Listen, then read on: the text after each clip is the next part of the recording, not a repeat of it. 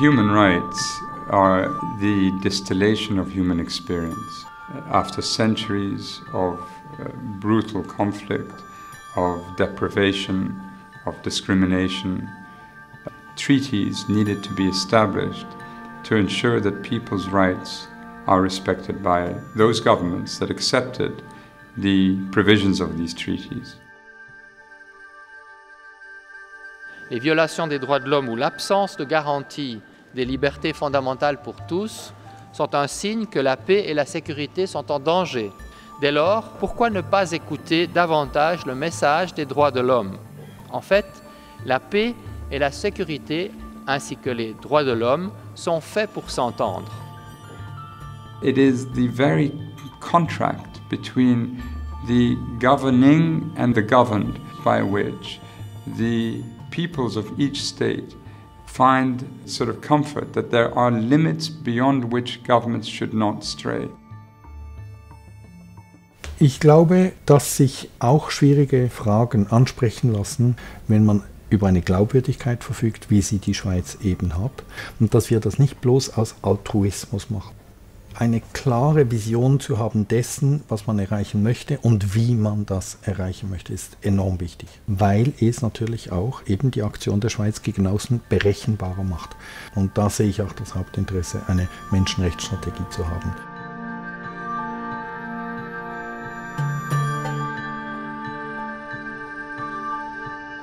L'exploitation des humains n'a jamais rapporté de l'argent à long terme. Je crois que ça apporte des désastres, ça apporte des guerres, ça apporte toutes sortes d'autres conflits sociaux, mais certainement pas de l'argent.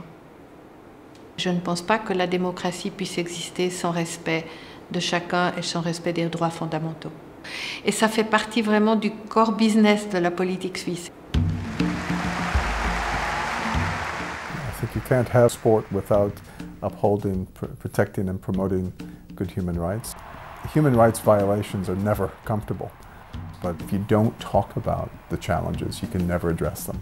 If you don't identify that they're there, you can't start to solve them. And so it does require courageous conversation, but more importantly, courageous action. Switzerland has a reputation at being engineered to be balanced. It would not be on brand if Switzerland didn't uphold human rights as one of their fundamental core policies and values.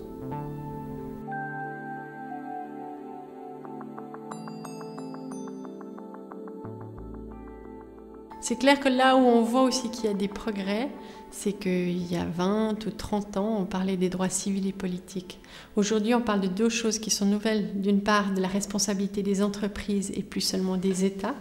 Et ensuite, du fait que ça ne concerne pas juste les droits civils et politiques, qui justement relèvent moins de la sphère d'influence des entreprises, mais que ça concerne le droit à l'eau, le droit à la terre, le droit à un revenu, le droit à la santé, qui sont tous des droits plutôt économiques, socio-culturels, qui sont péjorés par l'activité des entreprises. Mais au niveau international, on a fait aussi un pas en avant.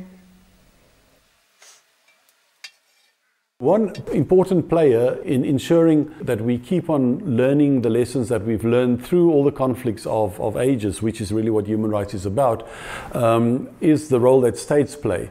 But states work with others as well. States work together in international organizations such as the United Nations, the Human Rights Council and the General Assembly. All of them are forums where people have to speak up and they have to put on the table what their motivations are. And I think states play a role on many levels. Of course, internally in terms of their own human rights practices, but states influence each other as well.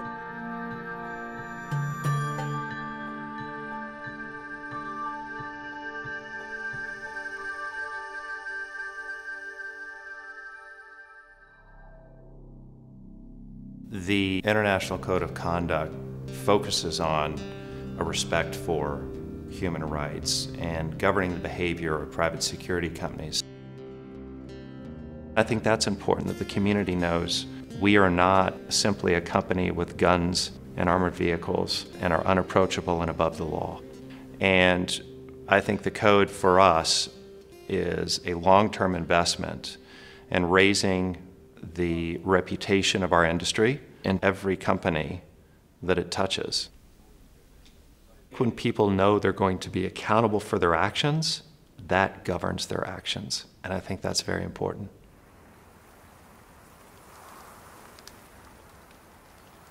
Grâce aux droits de l'enfant, on peut aborder des thématiques beaucoup plus larges, des droits humains comme la question des femmes, des personnes en situation de handicap, voire des thématiques très précises. Et ça, le gouvernement suisse l'a très bien compris. Les ambassades ont non seulement joué le rôle de facilitateur en mettant à disposition leur know-how, la connaissance du terrain, leur réseau, mais parfois nous ont également associés à des dialogues que la Suisse entretient avec certains pays. J'ai un exemple, le Sénégal, et sur la base de ce dialogue, nous avons construit un programme de formation.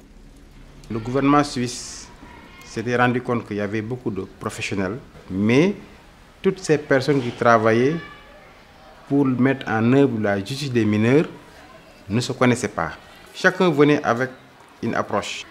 Donc la Suisse avait donc pour mission de mettre en place un noyau dur de professionnels pour apporter un changement dans la qualité du service apporté à la justice juvénile.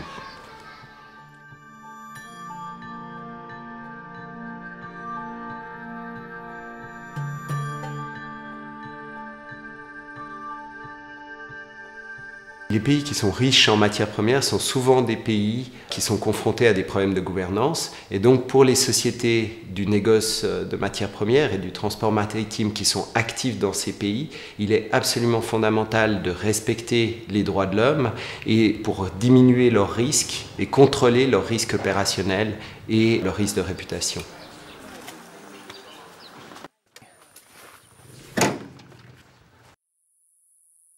Le défi à l'heure actuelle, c'est que beaucoup de ces pays hôtes sont dépendants des investissements étrangers. Une ambassadrice de Sierra Leone nous a dit qu'un pays qui sort de la guerre et qui est tributaire des investissements étrangers pour pouvoir se développer ne mettra pas des règles en place qui risquent de faire fuir ces entreprises. C'est ça le grand défi à l'heure actuelle. Just as the Swiss government can play a role of an arbitrator in our discussions, in our engagement with local stakeholders, the people in Switzerland also hold us to a particular standard that we must make sure we adhere to. Being reliable, being trustworthy, being a partner.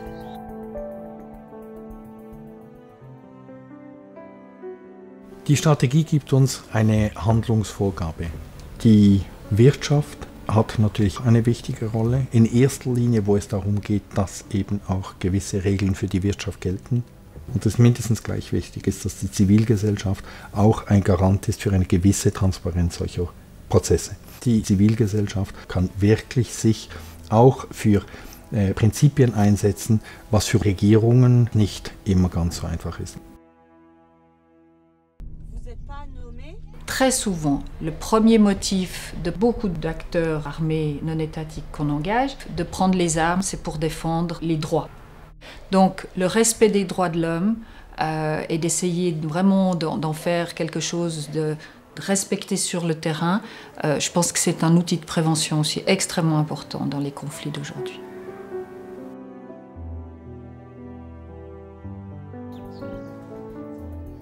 Human rights are at the core of state maintenance, state building, state repair, and as such crucial to all governments.